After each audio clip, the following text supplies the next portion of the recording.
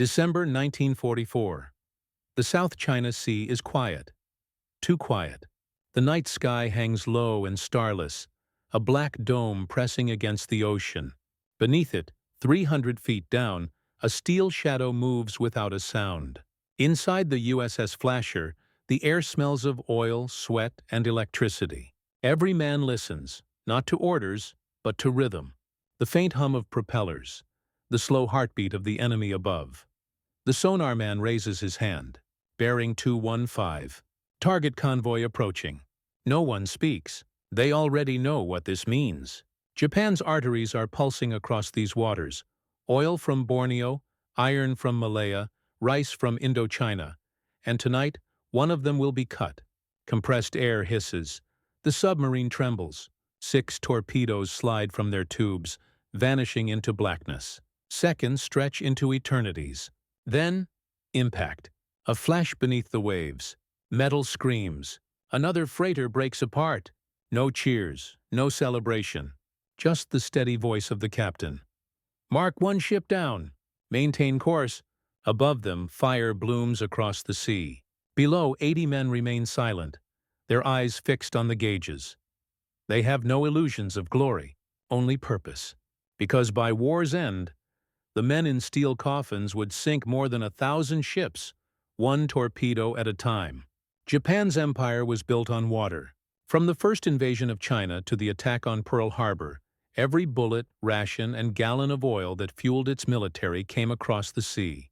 The islands of Japan possessed almost no natural oil, little iron, and not enough food to feed their population.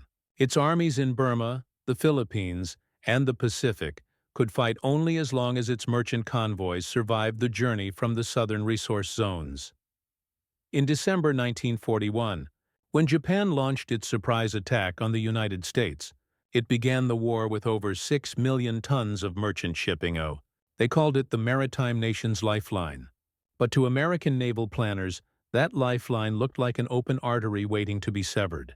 On the day after Pearl Harbor, the U.S. Navy's silent service received its new order: unrestricted submarine warfare against Japan. It was one of the most significant and least publicized decisions of the entire war.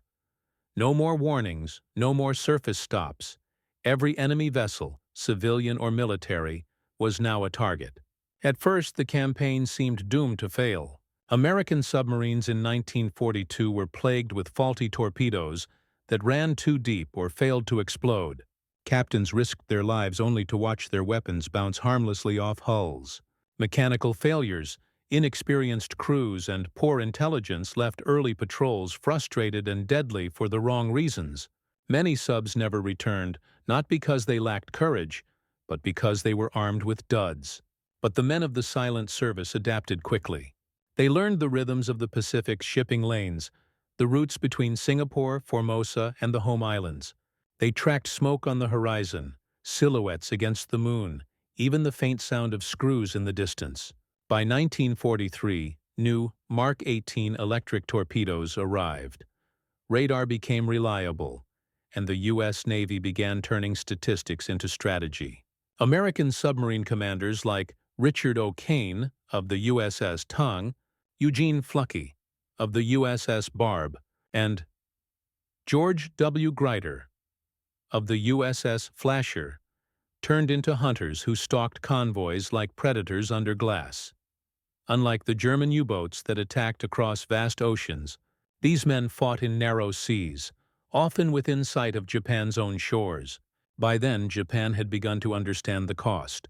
The Imperial Navy had built its doctrine around battleships and carriers, symbols of might that could project power, but not protect lifelines.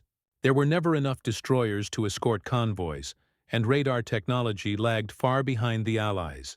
Merchant ships often sailed unescorted, their crews terrified of the silent shapes lurking below. Every month, the tonnage numbers told the story. In 1942, Japan lost over 1 million tons of shipping. In 1943, more than 2 million are. By late 1944, the number would double again. Yet on land, the propaganda continued. Tokyo's newspapers promised victory through sacrifice, while factories quietly ran out of steel, aircraft grounded for lack of fuel, and soldiers starved because their rice never arrived. The lifeline that had sustained an empire was shrinking with every torpedo that found its mark. By the middle of 1944, American submarines accounted for more than half of all Japanese merchant losses. Barely 2% of the U.S. Navy's personnel were doing more to strangle Japan than the entire surface fleet combined. But beneath the numbers lay something even more profound: a shift in the nature of warfare itself. The Pacific's future was no longer decided by who controlled islands or who could build the biggest ship. It was decided by who could deny movement, who could erase supply without ever being seen. And deep beneath the waves, the men of the silent service understood this truth better than anyone. They weren't chasing glory or headlines. They were performing surgery on an empire, cutting its arteries one convoy at a time. Their war was not loud. It had no front lines, no parades, no witnesses. Only sonar pings, explosions in the dark, and long stretches of silence. The kind of silence that kills slowly. By early 1944, the United States had turned the Pacific Ocean into an engine of attrition. From Hawaii to Australia, hundreds of submarine bases fed a machine that never slept. Crews rotated through Pearl Harbor, Midway, and Fremantle, their boats vanishing for weeks and returning with the same story. Ships burning, convoys broken, another artery cut. It was a quiet war, but its impact reverberated through every Japanese factory and port. Japan's leaders understood the problem too late. For decades they had imagined a short war of decisive battles, a fleet duel that would force America to negotiate. Instead, they found themselves locked in a long war of logistics they could not win. Oil tankers were their lifeblood. When the U.S. submarines began hunting tankers specifically, Japan's industrial heart began to falter. Without oil from the Dutch East Indies, planes could not fly, ships could not sail, and trucks stood idle in Burma and Manchuria. The numbers told a merciless story. By mid-1944, Japan's tanker fleet had been cut in half. By the end of the year, nearly 80% was gone. Naval officers were ordered to anchor warships and save fuel for future battles that would never come. Pilots trained in grounded aircraft. Entire garrisons went hungry as rice rotted in warehouses across Southeast Asia. The Americans had also learned something else: patience. The submarine campaign was not a race for quick victories. It was an economic asphyxiation, a war measured in tons and miles. Every ton of shipping sunk was a factory idle, a plane unbuilt, a division stranded. Admiral Charles Lockwood, commander of the Pacific Submarine Force, called his men the guerrillas of the sea. They struck where the enemy was weak and disappeared before he could respond. Japan tried to adapt. Convoys were organized under the protection of a few destroyers and corvettes, but the difference in technology was decisive. American subs now carried radar that could track a target through rain and darkness. Their sonar operators could map the depth contours of the sea and slip away under thermal layers. Japanese escort crews still relied on primitive hydrophones and visual spotting. The battle was not even. By 1944, U.S. submarines had refined a deadly routine. They attacked on the surface at night, using radar to approach within 3,000 yards and fire a spread of torpedoes before diving to safety. If the escorts counterattacked, decoys and bubbles misled them. The process was industrial: detect, fire, record, evade. Each patrol log was a ledger of tonnage lost and fuel burned. The U.S. Navy also created an intelligence network to feed the hunt. Ultra-decrypts of Japanese communications revealed convoy routes, departure times, and cargo lists. Submarines were routed like chess pieces to intercept them. A perfect fusion of code-breaking and firepower.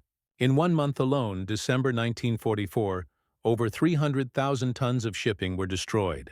By then, the Japanese merchant marine was in collapse. Shipyards could not replace losses.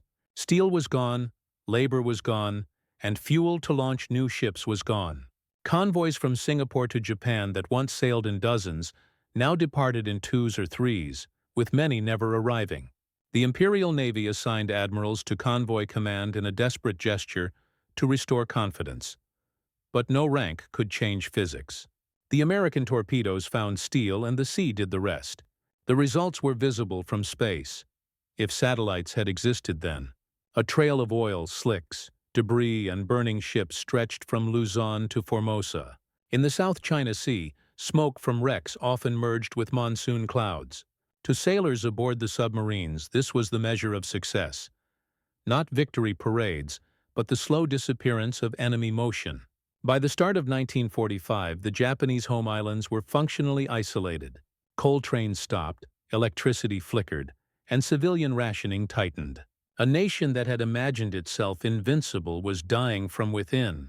The silent service had done its work, and now it was time to see that war from the inside, through the men, machines, and choices that made it possible. Inside a submarine, war was measured in heartbeats. There was no sky, no horizon, no escape, just 300 feet of steel between the crew and the crushing weight of the ocean. The men called it the longest patrol, 60 days underwater, sleeping beside torpedoes and machinery that never stopped humming. Temperatures reached 100 degrees, air grew stale, and every sound, a wrench dropped, a valve hiss, could mean discovery. Yet morale was astonishingly high. They were a brotherhood defined by silence and trust. Every crew member had a role that mattered. The sonar operator, listening for patterns in the static. The helmsman, turning a steel beast by inches. The torpedo man, loading death into tubes with ritual precision. In the darkness, they learned to read each other's eyes. No speeches, no noise. When the captain gave the order, "Fire 1," it felt less like command and more like instinct. This was the human face of the tonnage war. Ordinary Americans who lived like ghosts beneath the sea. Their victories were anonymous, their deaths unmarked. For every enemy freighter they sank, there was a chance their own submarine would never surface again. 1 in 5 of all U.S. submariners would be lost before 1945, the highest casualty rate of any branch of the Navy. Tactically, these submarines became masterpieces of precision.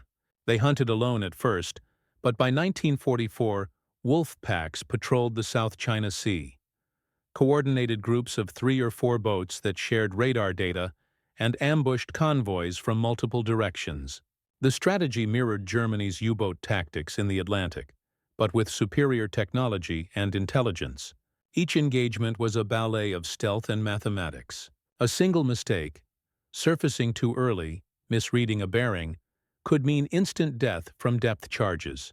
Commanders plotted attack runs by slide rule, calculating intercept courses in seconds. When the first torpedo left the tube, the entire crew listened for the sound of success, the hollow metallic clang that meant contact. Sometimes they heard it once, sometimes 6 times in a row, and when the echoes faded, the submarine slipped back into the dark, leaving only oil and wreckage behind. The invisible signature of a perfect kill. Technology, not numbers, turned the tide of the undersea war. By 1943, American submarines had become laboratories of innovation, each patrol refining the tools of invisibility and precision. SJ radar gave skippers eyes that pierced the dark, painting convoys on a phosphor screen long before lookouts on deck could see them. The TDC, Torpedo Data Computer, transformed firing into geometry, solving speed, bearing, and angle of impact faster than any human brain could. Inside those cramped control rooms, mathematics became a weapon. Then came the torpedoes. Early in the war, they were a curse. Magnetic detonators failed, depth settings were wrong. But once engineers at Pearl Harbor exposed the flaws and Lockwood ordered live fire tests, everything changed. The new Mark 18 electric torpedo, silent and bubble-free, arrived in 1943. For the first time, Japan's escorts couldn't trace the path of death approaching them. In the ocean's darkness, the Americans had achieved true invisibility. Japan's technology, by contrast, stood still. Their sonar was primitive, their radar nearly blind to periscope masts, and their depth charges detonated too shallow. Submariners joked grimly that the enemy was fighting 1940s war in 1944, but there was nothing funny about it to Japan's sailors. Many went down with ships they never even saw attacked. Strategically, the U.S. campaign reshaped the very meaning of naval power. The surface fleets, Carriers, cruisers, and battleships dominated headlines, but submarines were doing what no other weapon could: collapsing an industrial empire without firing on a single city. Admiral Nimitz described them as the most decisive factor in Japan's defeat next to the atomic bomb. Every merchantman sunk had a ripple effect. Factories in Osaka shut down for lack of coal.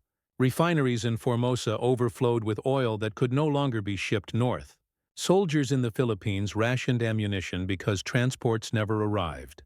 Japan's strategy of expansion had trapped it. The farther its empire stretched, the more ships it needed, and the more targets it gave away.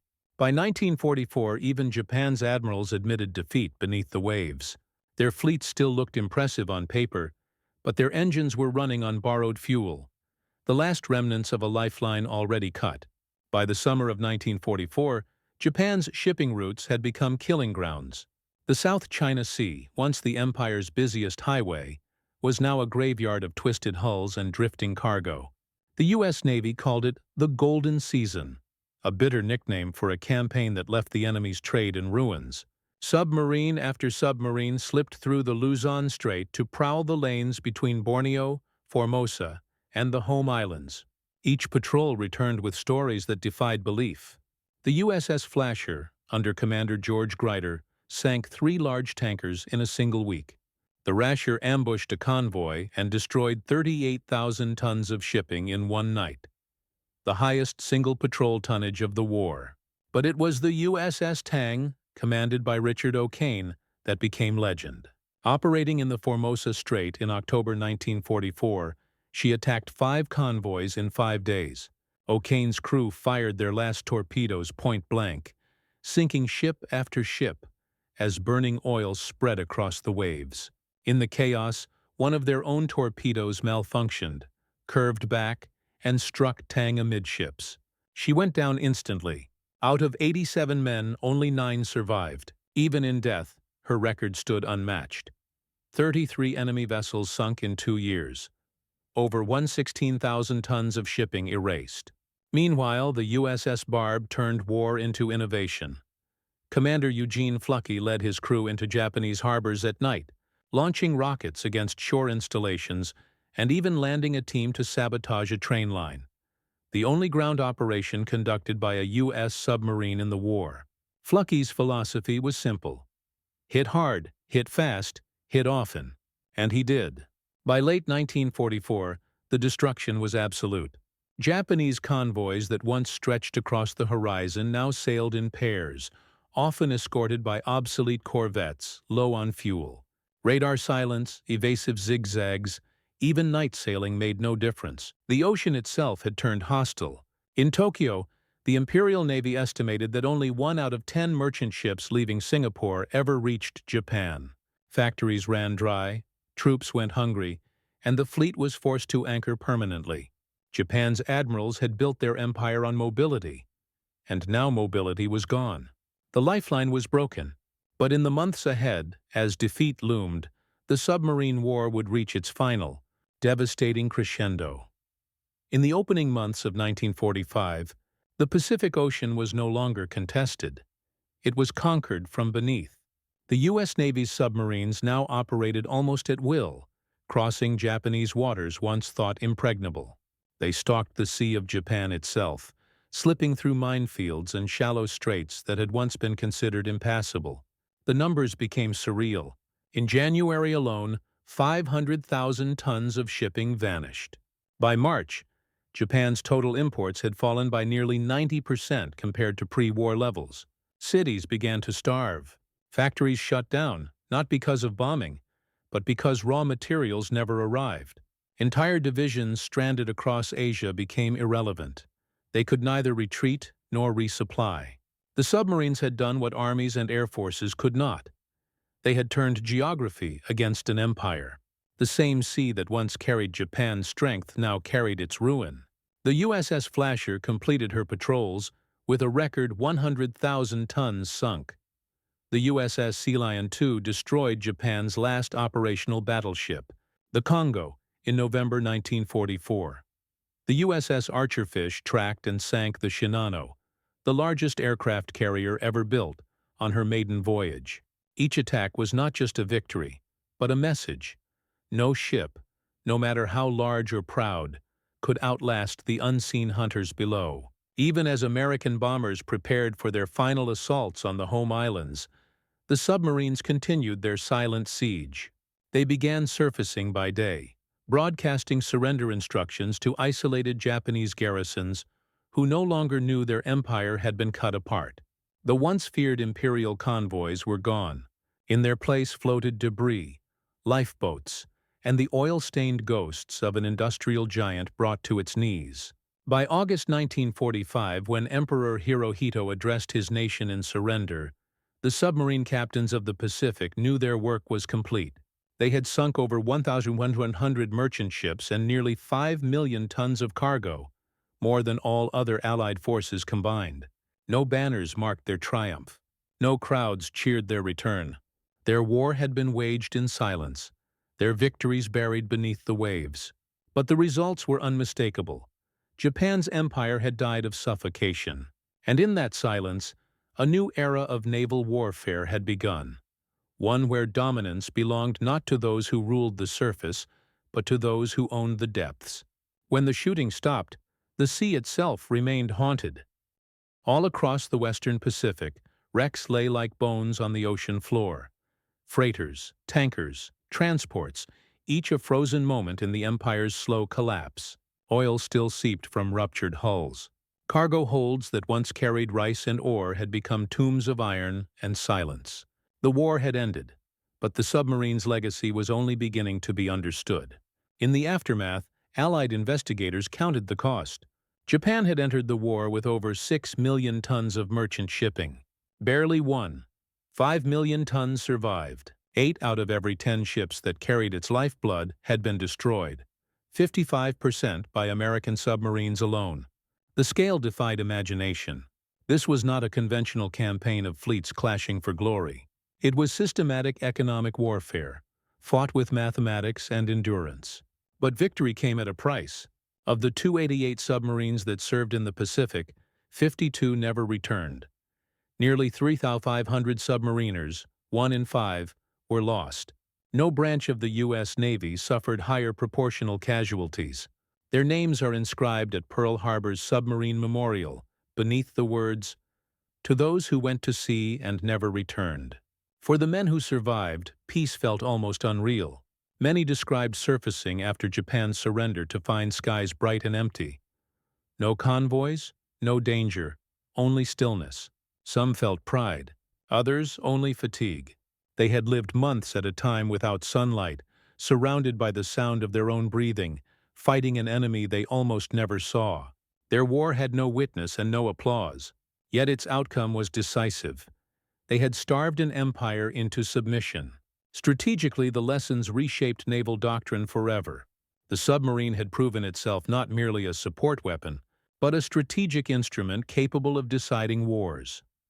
Post-war admirals studied the Pacific campaign obsessively, recognizing that the future would belong to those who mastered the unseen.